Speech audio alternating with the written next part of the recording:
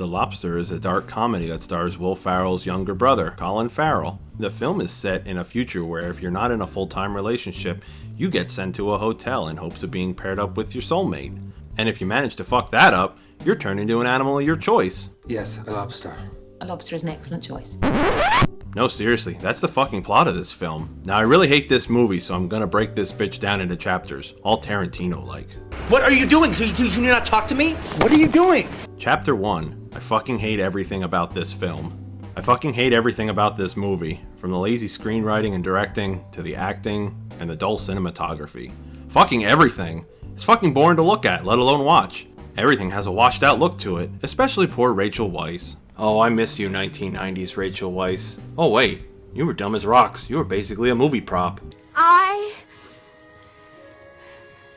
am a librarian.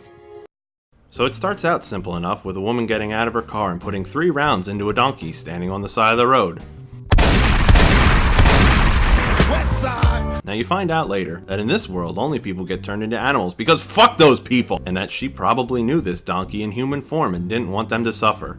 A noble act, but I felt this scene worked much better if it was just some random woman popping a cap in some ass's ass. See what I did there? Then Colin Farrell shows up. His wife just gave him the boot, so he's immediately sent to Match.com's evil headquarters, where he can be paired up with some other Ambien user. Can I sit here?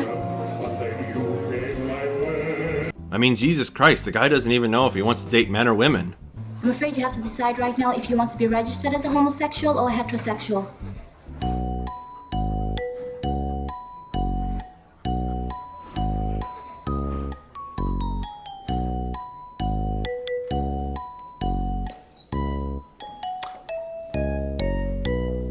I think I should be registered as a heterosexual. I wonder if that's why his wife left him.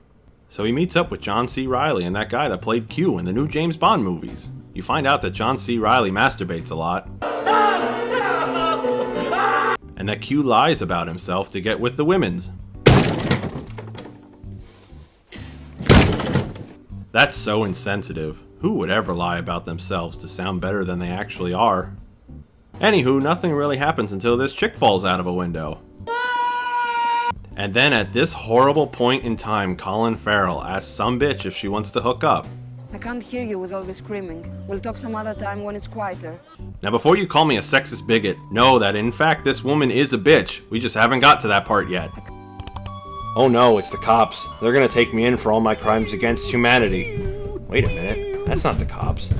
Social Justice Squad. You're wanted on 9 counts of hurting people's feelings.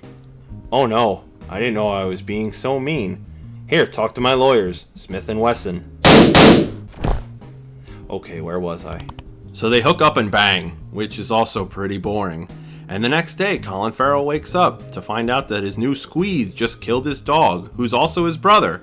Oh, did I forget to mention that he has a dog that used to be his brother? Sorry. So he cries over the fact that his dog brother just got stomped to death while he slept. So apparently this means he's a pussy, and the bitch he's with thinks he lied to her about something. I don't know what that is. See, this is the part when I said earlier about lazy screenwriting and directing. I have no fucking idea why or what she thinks he's lying about. Did she think he was a heartless asshole that got off on death just like her? I don't know. I'm assuming, but I don't know for sure. So this bitch wants Colin Farrell turned into an animal for some reason, but he outsmarts her with his superior male brain. Thanks to his maid friend that was never mentioned before this point in time.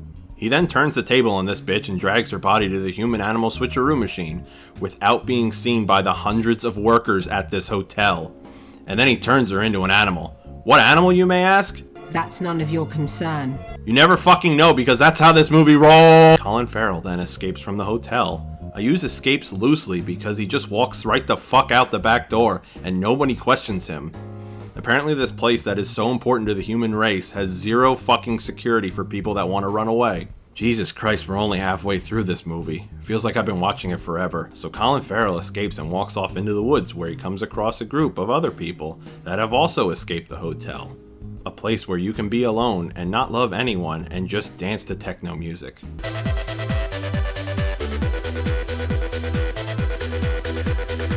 Here's where Colin Farrell meets Rachel Weisz, who turns out to be the love of his life. Oh, I get it. He's sent to a place looking for love and doesn't find it. So he goes to another place where love isn't allowed and he finds his soulmate. It's called fucking irony. It's just like when you have 10,000 spoons and all you need is one knife. It's like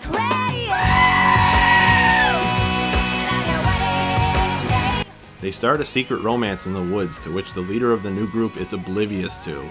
They're sneaky about it, like when they're the only people that run off into the woods together, or when they create a not so subtle secret language, or when they just plain make out right in front of her.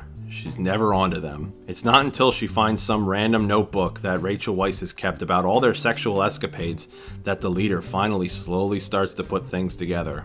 So she blinds Rachel Weisz for going against the group's rules of no banging, which seems fair enough. But I guess Colin Farrell is a little sour over the decision to blind his new girlfriend, so he does something equally fair back to this leader. He feeds her to the fucking dogs, alive! Jesus Christ, that's dark even for me.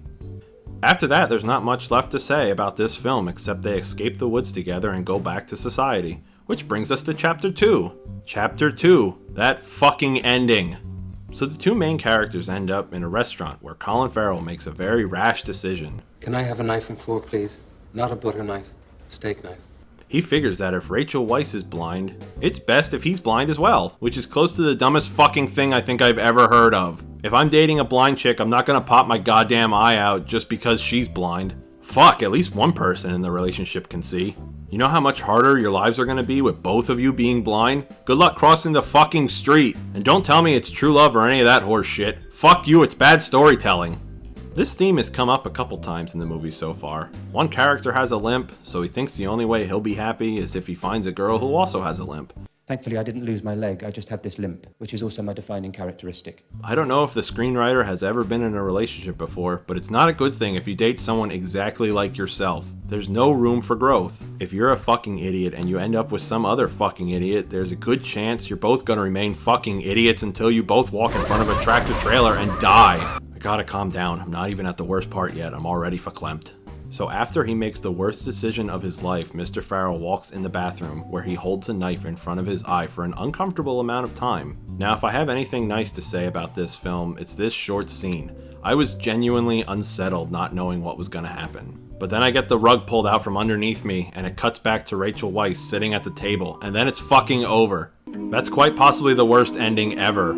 If the writer and director set out to enrage and infuriate me, then they have succeeded. I fucking hate movies that end this way. I'm looking at you, Solaris! You could tell the writer either didn't know how to end this movie or he ran out of time. Both of which are unacceptable and should be punishable by extreme death. I don't like having to guess how my movie ends. I paid for the whole goddamn thing. I don't pay for a happy ending just to have the Asian chick stop and punch me in the face when I'm about to come. Unless I ask for that, which I don't. Oh, thank God, I'm at the last chapter. It's almost over. Chapter 3, I don't know why this movie exists. When I was done with this movie, I couldn't help but have one enormous question. I have no fucking clue why this movie was made, because of the simple fact that they never explained why people have to stay in a relationship. Is it because they're low on children? Has Match.com taken over the world? Or is it because there's so many fucking sad single people out there that the general public has had enough and wants their kind gone? I wish I could answer this question for you, but I can't. And for that, I'm sorry. See, if a movie can't justify why it exists, I have a hard time developing any sort of attachment to it. Or the characters. Or the fucking animals that used to be characters. Once upon a time, a very wise director said that movies are magical, that they can transport you to a different time and place, that the movie-going experience should be a fun thing to partake in.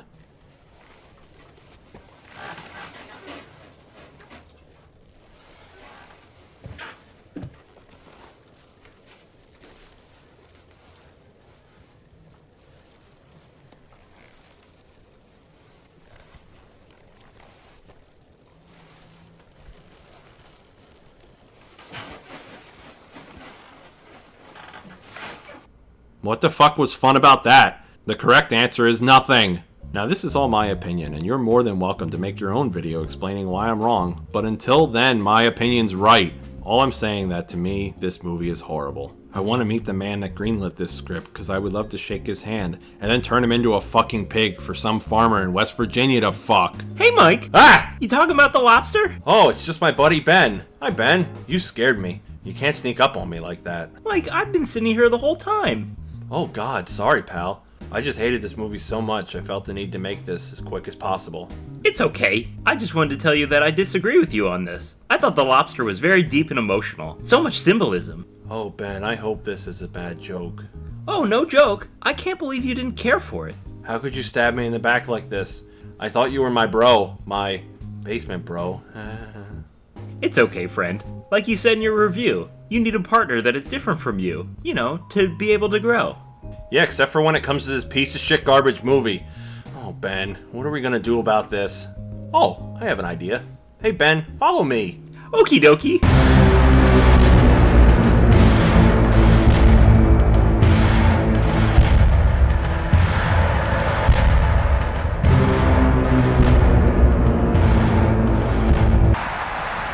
What a lovely afternoon day. I got my water to keep me hydrated, my phone for the naked ladies, and my buddy Ben. Hi Ben, how do you like being a dog, buddy? Oh, come here, pal. Oh, such a good dog. I bet you love being a puppy now. You get to roam free, sleep all day, and you can fuck all the other dogs and lick your own dick. Oh, it's such a cute puppy. Uh-oh. You know what time that is, don't you? Oh.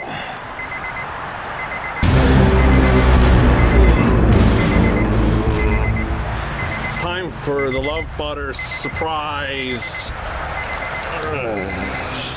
Good dog. I'll take you to the candy shop. Gonna give you all I got. Let you lick my lollipop. Oh,